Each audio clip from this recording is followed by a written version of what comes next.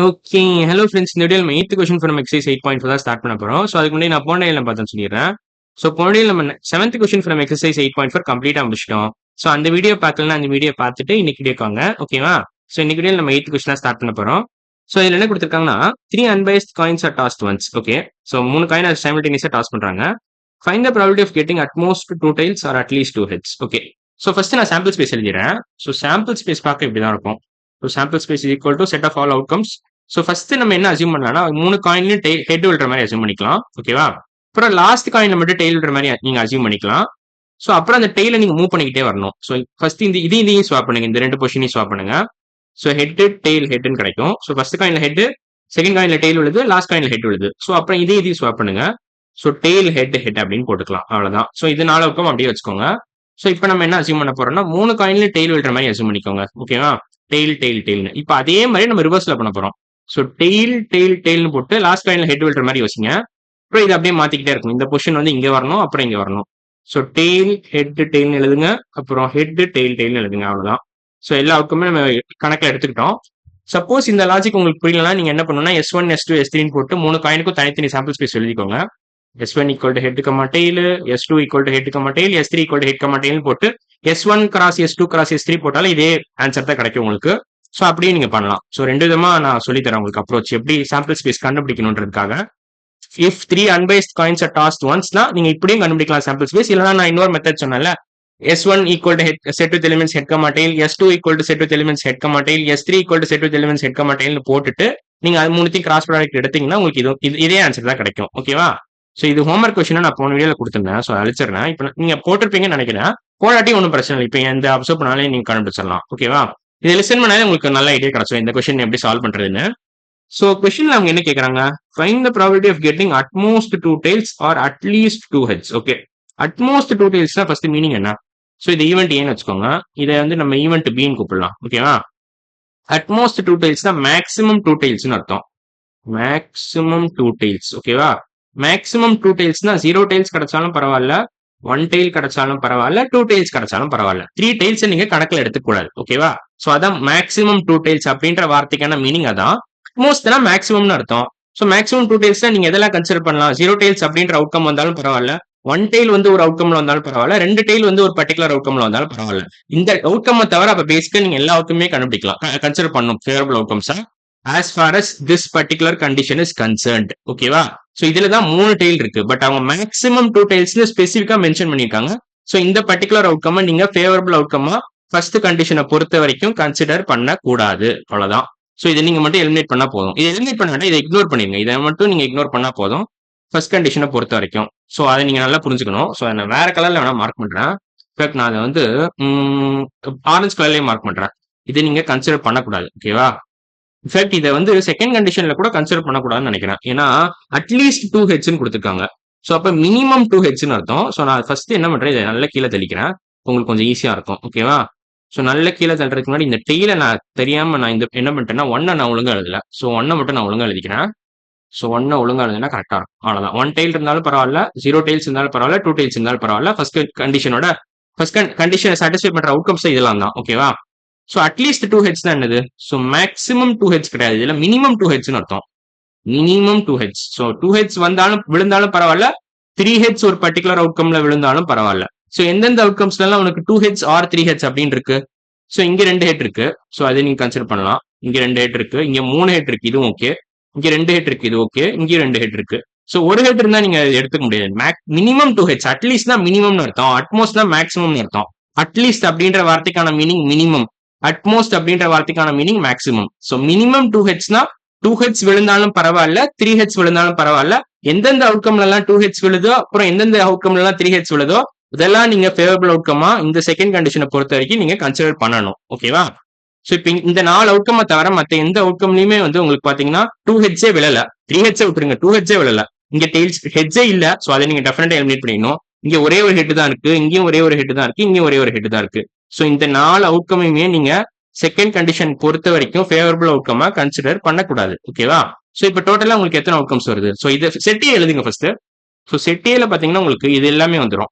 So இந்த 7 outcome வந்துடும். ஆக்சுவலா இது 4 பிளஸ் இது 3 வரும். இந்த 4 அவுட்கமே வந்துடும் செட்டியக்குள்ள. அதை தவிர இது 3 வரும். இது 3 சொல்றேன்னா வேற கலர்ல மார்க் பண்ணி இந்த 3 வரும். ஸோ இதுவும் வந்துடும் செட் ஏவை பொறுத்த வரைக்கும். ஸோ இது எல்லாமே செட் ஏக்குள்ள வந்துடும். ஓகேவா?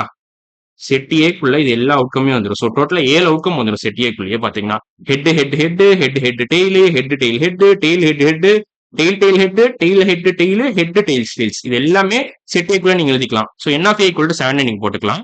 ஸோ அது இன்ஃபேக்ட் அதெல்லாம் தேவையில்லை. இப்போ நான் ஏன் தேவையில்லைன்னு சொல்ல போறேன் உங்களுக்கு கொஞ்ச நேரத்துல. இப்போ செட் பிக்குள்ள நல்லா வரும். அதாவது ஈவெண்ட் பி நீங்க செட் யூஸ் பண்ணி ரெப்ரசென்ட் பண்ணலாம். ஸோ அதனால செட் பி நான் டேரக்டா கூப்பிடுறேன். செட் பிக்குள்ள பாத்தீங்கன்னா இந்த 4 அவுட்கம் மட்டும் வரும். அதாவது நான் ஸ்பெசிஃபிக்கா மார்க் பண்றேன். இந்த 4 அவுட்கம் மட்டும் தான் வரும். அவ்வளவுதான். வெறும்னா இந்த 4 அவுட்கம் மட்டும் தான் வரும் செட் பிக்குள்ள. So set A itself is set B itself is subset of set A நீங்க டேரக்டா சொல்லலாம். Set B is a subset of set A. So ஃபைனலா நம்ம P of A union B தான் கண்டுபிடிக்க போறோம். ஏன்னா இதுல ஆர் அப்படின்ற வார்த்தை கொடுத்துருக்காங்க. ஆர்னா என்ன அர்த்தம்?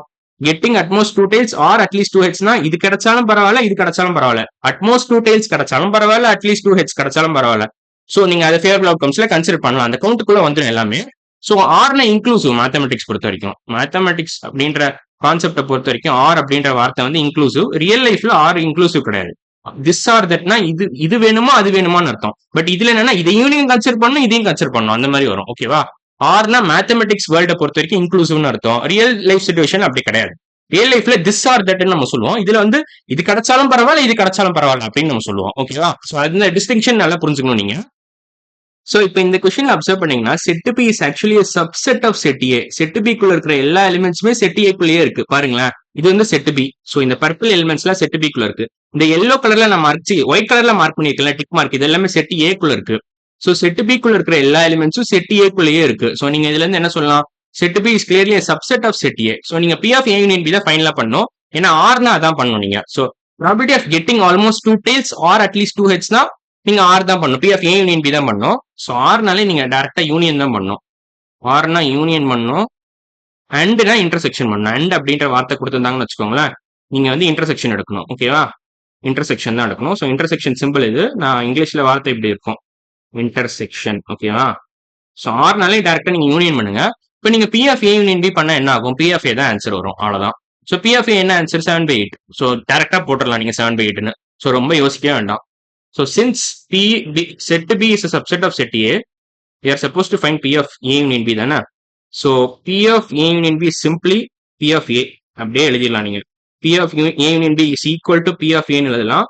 Since B is a subset of A, so அவ்வளவுதான். P of A answer என்ன வரும்? 7/8ன்னு வந்துடும். So total number of outcomes 8 உங்களுக்கு தெரியும். Favorable outcomes பாத்தீங்கன்னா 7 வரும். So 7/8 is the final answer for 8th question from exercise 8.4. அவ்வளவுதான். ஸோ ஆனா இந்த மாதிரி நீங்க போட்டீங்கன்னா ஸ்கூல்ல மார்க் தருவாங்களான்னு எனக்கு தெரியாது. ஸோ நீங்க ஜென்ரலா என்ன பண்ணணும்னா ஆக்சுவலா அந்த ப்ளூ பிரிண்ட் ஃபாலோ பண்ணணும். ஸோ பேசிக்கா நீங்க டிஃபைன் ஈவெண்ட் ஏ அப்படின்னு போட்டு let A be the event of getting at most 2 tails அப்படின்னு எழுதிக்கோங்க. ஸோ ஃபர்ஸ்ட் அதை எழுதுறான். ஸோ அதெல்லாம் எழுத போறேன். இப்போ நான் அந்த ஸ்கூலுக்கு தகுந்தபடி எழுத போறேன். நான் ஃபார்மேட் கொடுத்தாதான் உங்களுக்கு மார்க் ஃபுல்லா கிடைக்கும்.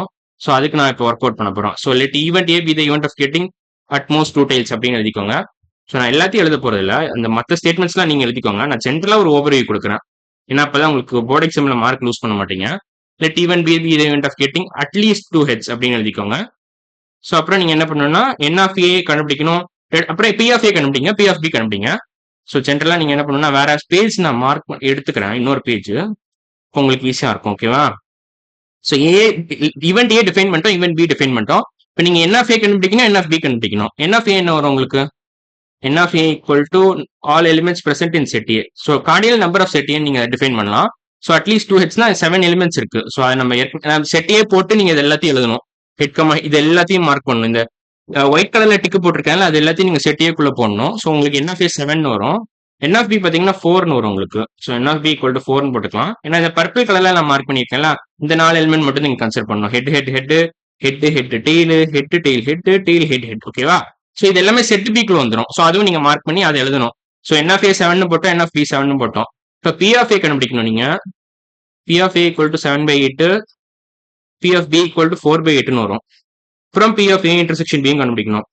B of A intersection B என்ன வரும்? ஆக்சுவலா பி ஏக்கும் பிக்கும் காமனா 4 எலிமெண்ட்டுமே இருக்கு. ஏன்னா B is subset of A நம்ம கண்டுபிடிச்சிட்டோம்ல. ஸோ அதை எழுதிட்டு நீங்க என்ன பண்ணணும்னா P of A intersection B equal to P of பினே நீங்க போட்டுக்கணும். ஸோ பேசிக்கா என்ன பண்ணணும்னா since B is a subset of A, you can say that P of A intersection B is nothing but P of B அப்படின்னே போட்டுடலாம். ஏன்னா ஏக்கும் பிக்கும் காமனா இருக்கிறது செட் பி மட்டும்தான். ஸோ செட் பியே ஏக்குள்ள இருக்கிறதுனால ஆல் எலிமெண்ட்ஸ் காமன் பாத்தீங்கன்னா உங்களுக்கு செட் பிக்குள்ள இருக்க எல்லா எலிமெண்ட்ஸுமே வந்துடும். So P of A intersection B equal to P of பின்னு போட்டுட்டு நீங்க ஃபைனலா அந்த ஃபார்முலா யூஸ் பண்ணணும். P of A union B equal to P of A plus P of B minus P of A intersection B. But minus P of A intersection B itself is equal to P of பின்றதுனால இதையும் minus பண்ணீங்கன்னா உங்களுக்கு வெறும் B of ஏ மட்டும் தான் left over இருக்கும். அவ்வளவுதான். So P of A plus இதை வேற கலர்ல எழுதிக்கிறேன் நான். ஓகேவா? ஸோ இது வேற கலர்ல எழுதுறதுக்கு முன்னாடி நான் என்ன பண்றேன், இதை வேற இடத்துல மாத்திடுறேன். இது ஏன்னா இங்க ஸ்பேஸ் நிறைய இருக்குல்ல, நம்ம நல்லாவே கம்ஃபர்டபுளா எழுதலாம்.